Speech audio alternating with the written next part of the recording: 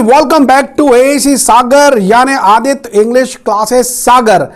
हमारे YouTube channel पर आप सभी का स्वागत है। आज फिर हम अपना नया टॉपिक लेकर के आए हैं, फ्यूचर इंडेफिनिट टेंस या सिंपल फ्यूचर टेंस। दोस्तों, आज मैं बताने जा रहा हूं आपको सिंपल फ्यूचर के बारे में या फ्यूचर इंडेफिनिट के बारे में। आप जानते हैं टेंसेस के भीतर सिंपल प्रेजेंट, सिंपल पास्ट और उसके बाद ये थर्ड नंबर पर आता है सिंपल फ्यूचर या जिसको फ्यूचर इंडेफिनिट टेंस कहते हैं।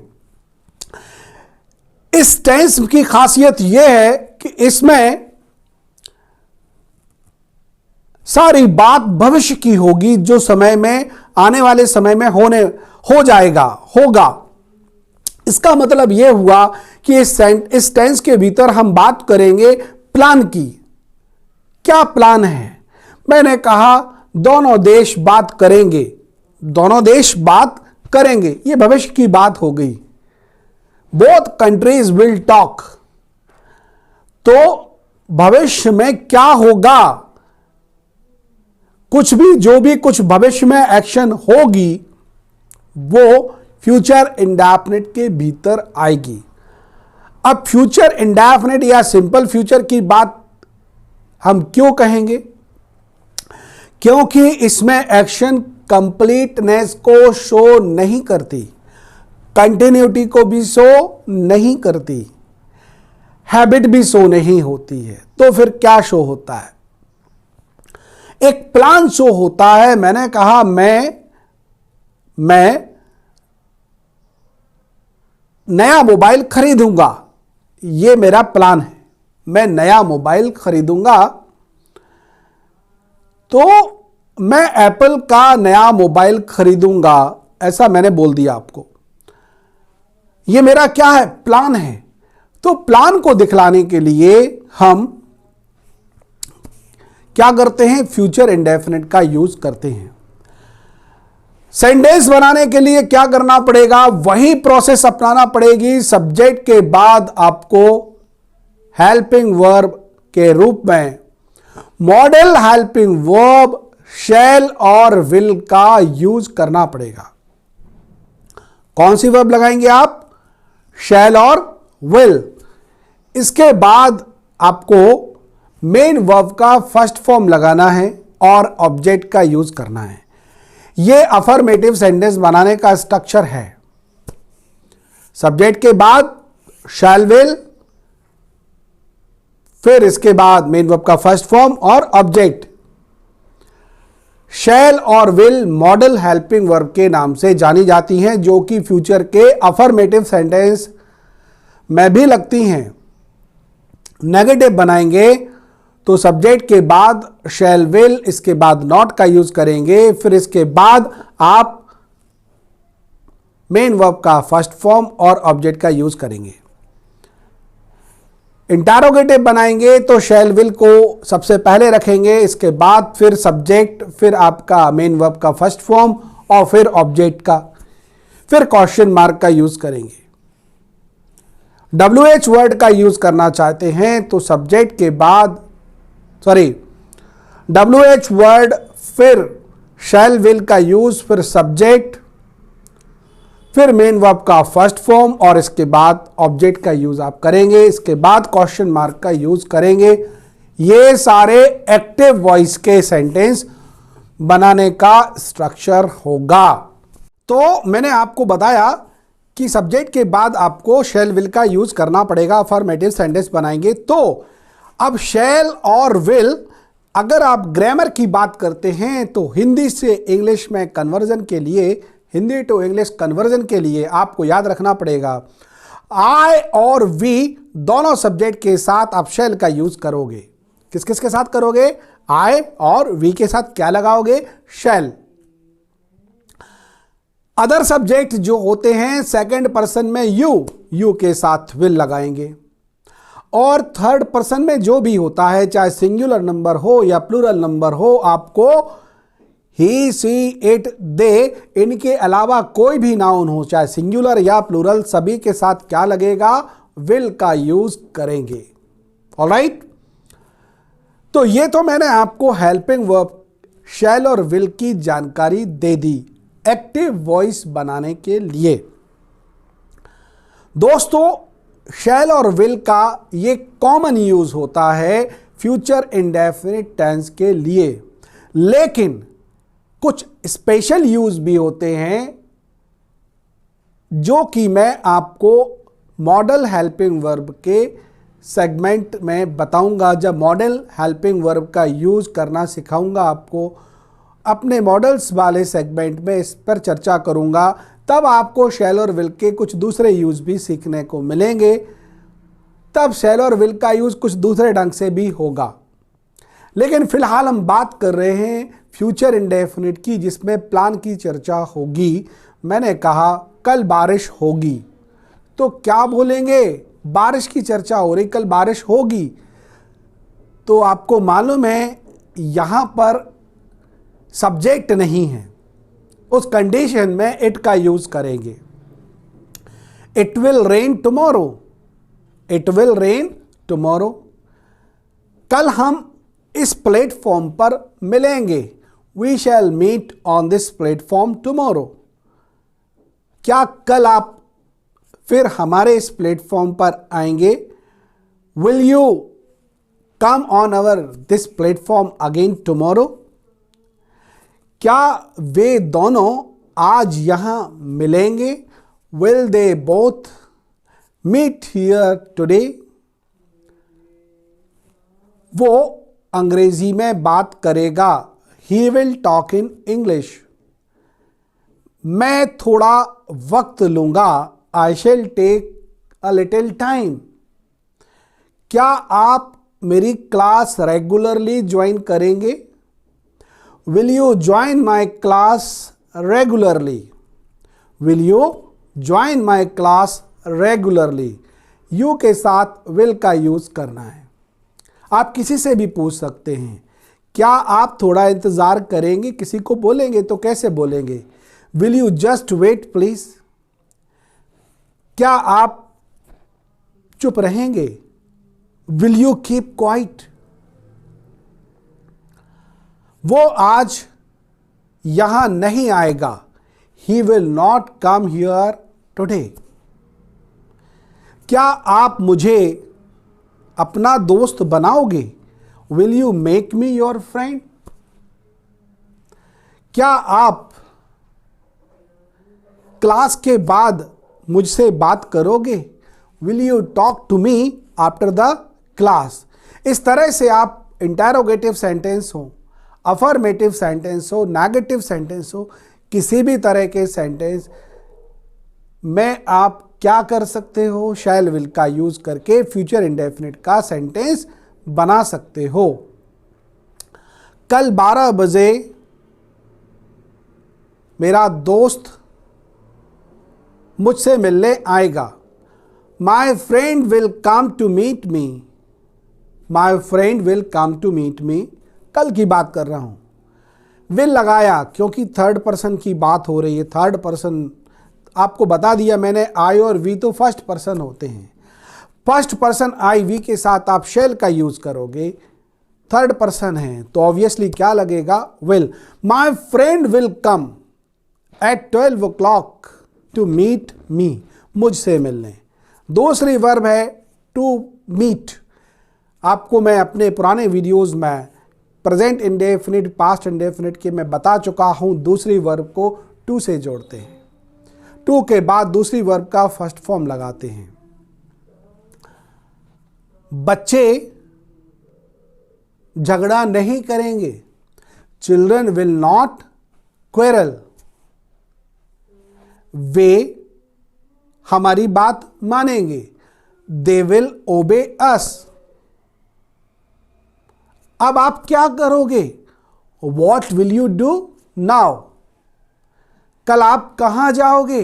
Where will you go tomorrow? बहुत सारे लोग अपना रोजगार कैसे शुरू करेंगे? How will a lot of people start their employment? हमारे स्कूल्स कब खुलेंगे? तो when will our schools, हमारे स्कूल कब खुलेंगे? याद रखिएगा, खोलने वाला नहीं है, पैसिव की बात होगी। आगे मैं आपको पैसिव में बताने वाला हूं। पैसिव बनाने के लिए शैल विल के साथ बी लग जाता है और मेन वर्ब का थर्ड फॉर्म। हमारे स्कूल कब खुलेंगे, ये पैसिव वॉइस है क्योंकि खोलने वाला नहीं है। When will our school be opened? आगे आप प्रैक्टिस करोगे पैसिव वॉइस की, उसका स्ट्रक्चर मैं आपको अभी बताने वाला हूं। तो मैंने आपसे कहा कब, हम फिर से स्कूल कब जाएंगे? How long shall we go to school back? How long, कब तक हम कब तक इस लॉकडाउन को फेस करेंगे? How long shall we face this lockdown? बच्चे कब तक घर पर रहेंगे? How long will the children stay at home?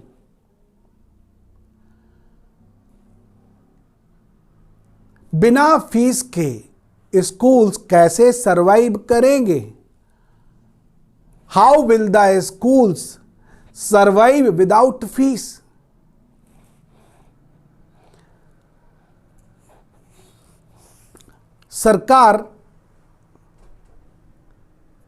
सरकार कब तक देश को बंद रखेगी? How long will the government lock the country? तो ये सारे सेंटेंसेस जो हैं आपके फ्यूचर इंडेफिनिट के हैं। हम फिर से अपना बिजनेस कब शुरू करेंगे? कब शुरू करेंगे? When shall we start? When shall we start our business again? हम अपना बिजनेस फिर से कब शुरू करेंगे? बिना पैसे के टीचर्स अपना जीवन कैसे चलाएंगे? How will the teachers survive their life without money? Corona बीमारी कब समाप्त होगी? When will the corona disease will end? तो आपने WH का भी यूज किया, अफर्मेटिव नेगेटिव का भी यूज किया। आप चाहें तो शैल विल का भी यूज कर सकते हैं। आप चाहें तो डबल वर्ब का भी यूज कर सकते हैं। वे कुछ ही दिनों में अंग्रेजी में बात करने लगेंगे, मतलब कि करना शुरू कर देंगे। They will start talking in English कुछ ही दिनों में, within some days. They will start talking in English within some days, या they will start to talk in English within some days. करने लगेंगे, करना शुरू कर देंगे। कुछ भी करने लगने के लिए मैं आपको स्टार्ट और बिगिन दो वर्ब का यूज अपने पास्ट इंडेफिनिट और फ्यूचर इंडेफिनिट वाले सेंटेंस में बता चुका हूं। क्या आप भी मेरी तरह अंग्रेजी में बात करने लगेंगे? यहां भी करने लगने की बात आई। Will you also start to talk in English like me? तो करने लगना मतलब करना शुरू कर देने की बात है, स्टार्ट का यूज होगा।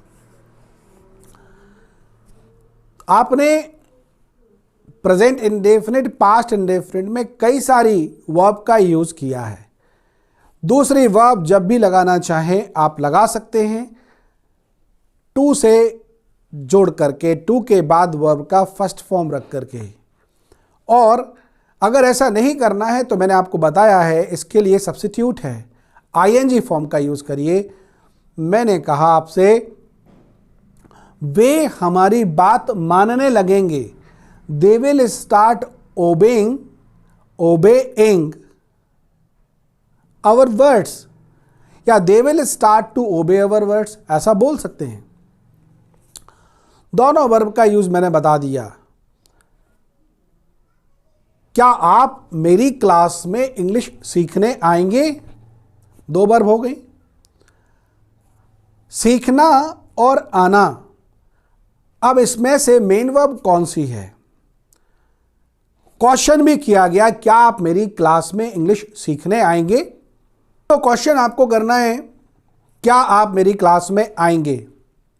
तो आखिरी में आएंगे शब्द यूज हुआ है, तो मेन वर्ब यही बनेगी। सीखने को अपन बाद में ले जाएंगे। तो will you come to our class to learn English? Will you come to our class to learn English? क्या आप हमारी क्लास में इंग्लिश सीखने आएंगे? हो गया। ये सारे सेंटेंस आपके एक्टिव वॉइस थे। अब इसके बाद हमको वर्क करना है पैसिव वॉइस के ऊपर। पैसिव वॉइस बनाने के लिए आपको सब्जेक्ट के बाद शैल विल, फिर बी, इसके बाद मेन वर्ब का थर्ड फॉर्म का यूज करना होगा। नेगेटिव बनाएंगे जब, तो सब्जेक्ट के बाद शैल विल, फिर नॉट और बी का यूज होगा। इसके बाद मेन वर्ब का थर्ड फॉर्म।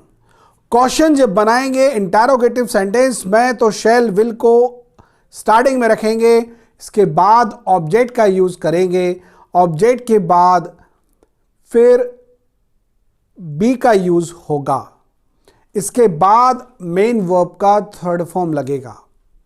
अगर आप WH वर्ड का यूज करते हैं क्वेश्चन बनाने के लिए इंटरोगेटिव सेंटेंस में, तो WH वर्ड के बाद शैल विल, फिर ऑब्जेक्ट, फिर बी और इसके बाद मेन वर्ब का थर्ड फॉर्म, आखिरी में क्वेश्चन मार्क का यूज किया जाएगा। इस तरह से आप पैसिव वॉइस के सेंटेंस भी फ्यूचर इंडेफिनिट टेंस में बना पाएंगे। अब आपको ध्यान होगा, मैंने स्टार्टिंग में ही बता दिया था, आई और वी के साथ शैल का यूज होगा फर्स्ट पर्सन के साथ केवल। याद रखिएगा, सेकंड और थर्ड पर्सन के साथ आपको विल का यूज करना होगा। अब आपको मैं बताना चाहूंगा, बहुत सारे एग्जाम्पल्स ऐसे होते हैं, खासतौर से स्पोकन इंग्लिश में। स्पोकन इंग्लिश में आपको मालूम ही नहीं होता है कि ये सेंटेंस जो है वो पैसिव का है। अब आप देखिए, टेलीविज़न पर अक्सर आप देखते होंगे, टेलीविज़न पर जब न्यूज़ चल रही होती है और कोई रिपोर्टर किसी अधिकारी के पास या किसी लीडर के पास क्वेश्चन करने जाता है, तो आंसर किस तरह से दिया जाता है? देखिए, आंसर ऐसा मिलता है किसी अधिकारी के द्वारा, दोषियों को सजा दी जाएगी, दोषियों को सजा दी जाएगी, किसी को भी नहीं छोड़ा जाएगा। ये दोनों सेंटेंस, दोषियों को सजा दी जाएगी, किसी को भी नहीं छोड़ा जाएगा, ये दोनों सेंटेंस पैसिव हैं। और आप देखते हैं, जितने भी अधिकारी हैं, जितने भी ऑफिशियल्स हैं, एडमिनिस्ट्रेटर्स हैं, पॉलिटिशियंस हैं, मैक्सिमम सेंटेंस इनके मुंह से पैसिव के ही निकलते हैं कि भविष्य में ऐसा किया जाएगा, लेकिन उसको करने वाला नहीं दिया होता, कौन करेगा? मतलब कि एक्शन का डूअर नहीं रहता है, पैसिव सेंटेंस आपका बन जाता है। और हम आप लोगों को, खासतौर से जिनको पैसिव का नॉलेज नहीं है, ये सेंटेंस करेक्ट वे में बनाना मुश्किल होता है, समझ में नहीं आता है कि पैसिव बनेगा कैसे। मैंने कहा दोषियों को सजा दी जाएगी, गिल्टीज विल बी पनिश्ड, किसी को भी नहीं छोड़ा जाएगा। Nobody will be pardoned। अपराधियों को जल्द ही गिरफ्तार कर लिया जाएगा। Criminals will be arrested soon। आप देख रहे हैं पेसिव के सेंटेंस इजी वे में बनाए जा रहे हैं। अंग्रेजी दुनिया भर में बोली जाएगी। English will be spoken in all over the world. कितने रुपए खर्च होंगे? खर्च करने वाला तो कोई दिया नहीं, कैसे बोलोगे? How many rupees will be spent. क्या सिखाया जाएगा? What will be taught. हमारी क्लास कब शुरू होगी? शुरू करने वाला तो नहीं दिया, ये पैसिव है। When will our class be started. ये चैप्टर कब तक चलेगा या ये चैप्टर कब तक पूरा हो जाएगा? तो how long will this chapter be completed. आज क्या पढ़ाया जाएगा? What will be taught today. कितने नए कॉलेजेस खोले जाएंगे? इस सत्र में कितने नए कॉलेजेस खोले जाएंगे? How many new colleges will be started या will be opened in this session. इसके अलावा तुम्हें ज्यादा समय नहीं दिया जाएगा। You will not be given more time. अब क्या किया जाएगा? What will be done now. Kitchen में क्या पकेगा? What will be cooked into the kitchen. अंग्रेजी कैसे सीखी जाएगी? How will English be learned. इस तरह से दोस्तों मैंने आपको बहुत सारे सेंटेंसेस, कैसे आपको एक्टिव में बोलना है, कैसे पैसिव में बोलना है, अपने इस वीडियो के माध्यम से सिखाया। फ्यूचर इंडेफिनिट के और सेंटेंस की प्रैक्टिस करने के लिए मैंने आपसे कहा है, बिना प्रैक्टिस के आपको स्पोकन इंग्लिश इम्पॉसिबल है। उसके लिए ज़रूरी है कि आप हमारे वीडियोस देखें और अराउंड 100 सेंटेंस की प्रैक्टिस अपने रिकॉर्डर पर करिए, मोबाइल रिकॉर्डर पर या फिर अपने रजिस्टर पर करिए। कोई प्रॉब्लम आती है तो स्क्रीन पर जो हमारा नंबर दिया होता है उसके माध्यम से आप हमको कांटेक्ट कीजिएगा। ऑनलाइन क्लासेस के लिए भी आप हमसे कांटेक्ट कीजिएगा। अगर आपको हमारा ये वीडियो पसंद आया है तो प्लीज़ आप हमारे वीडियो को लाइक ज़रूर करिएगा और देखते रहिए हमारे सारे वीडियो लगातार। आगे भी आपको बहुत सारी प्रैक्टिस मिलना है, तो B continue. Thank you so much. All the best.